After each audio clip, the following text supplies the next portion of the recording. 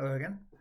Um, so yesterday I was talking about what I call internal toddler theory, and I say I call it. I made that term up more or less for the purposes of the video, but the internal toddler theory I use, where essentially you've got parts of your mind that sometimes you just need to give a useful task to do so. Um, and one of the reasons that I've been thinking about this recently is that I've been thinking a lot more about essentially modularity of mind and the different capabilities that we we have and don't necessarily have very easy access to, um, or don't necessarily have very easy conscious access to, I guess, articulable access. Like the easiest way to think about this is that a lot of the things that we can do are just we just have access to as black boxes. Like how no, and I don't mean this in any terribly mysterious way. I mean just like how do you remember things? You essentially just you, it isn't like you just do. It isn't an automatic thing. Like remembering something is not like lifting up a hand, say. It's not something that you can always just effortlessly do. Like there is a whole internal groping around process sometimes of like what was that name? Oh god, I've forgotten. Where you sort of there is some internal experience of searching around for the thing you are looking for. But most of what's going on when you do that doesn't feel articulable. It doesn't feel like it is something that you necessarily have conscious access to. It's I say you, I'm assuming your phenomenology is similar to mine, but I think it is in this case. I think this is a generalizable experience. And like a lot of what's happening when you try to remember something is happening off in some submodule of the brain, which is just it is sort of rifling through the memory drawers or whatever, and then while you have conscious access to some of what's going on, like it feels like that moment at which you have the aha, where suddenly it pops into your head and you're like, that's right. The thing that happens prior to that doesn't feel like it is something that you have a very direct experience of.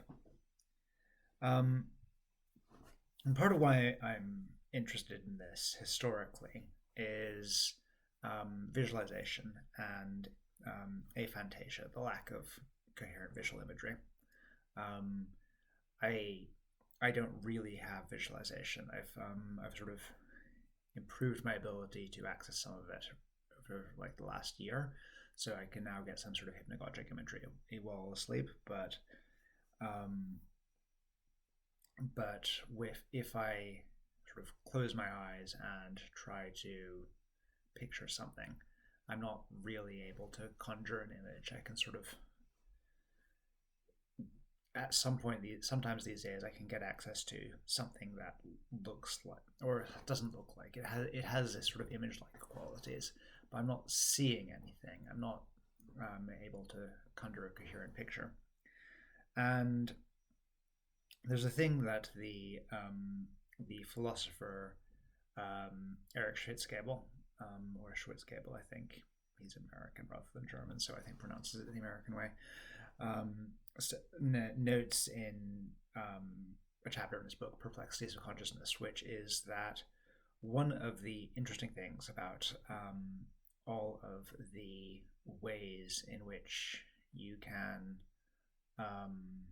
measure visualization ability, like the visual VVIQ2, I don't remember what it is, visual vividness something quota, I don't know. But you look at these tests which measure subjective experience of visualization, and then you look at objective tests of ability that you would expect to be correlated with visualization ability, and there's almost no correlation. Like, it turns out that visualization, or subjective experience of visualization, doesn't seem to